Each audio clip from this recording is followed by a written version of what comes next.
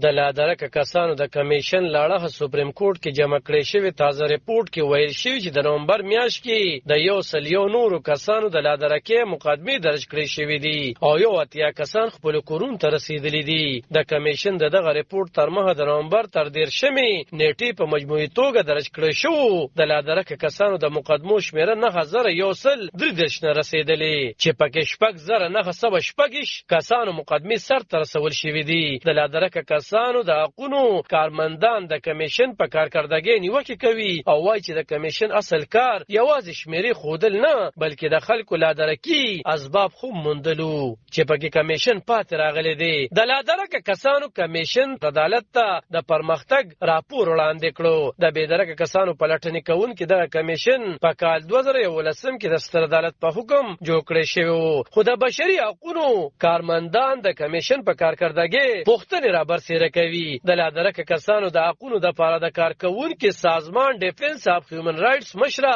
امنه مسعود جنجو وایي چې د ډیرو خلکو په اړه معلومات مه تراغلي خو دغه شمیره د کمیدو په ځای زیاتېږي د هغې په وینا کو یو وړخت خلک موندل کیږي بل وړخت د خلکو د ورکېدو لړۍ هم دوام لري هغه زیاتوي چې د کمیشن اصل کار د خلکو د بېدرکۍ اسباب موندلو چې پکې کمیشن پاتې راغلي دي نوموړی وایي چې د دې ترڅنګ د لادرکه خلکو د کورنو سره د کمیشن رویه هم خنوي چې لامل یې دې ته یو ناکامه کمیشن ویل کیږي د انساني حقوقو نړیوال او مقامي تنظیمونه وایي چې په پاکستان کې په زور د خلکو بېدرکي د بشري حقوقو لویه ستونزه ده د بشري حقوقو د فعالینو او د لادرکه کسانو د کورنو لاړه د خلکو په زور د لادرکې تور د پاکستان په استخباراتي ادارو لګول کیږي خو د پاکستان فوج او استخباراتي ادارې دغه تورونه ردوي او وایي چې دغه بېدرکه خلکو کې اکثر د ترهګرو ډلو سره شامل شوي یا د خیوات څخه بهر تللی دي نړیوال سازمان غوښتنه کړې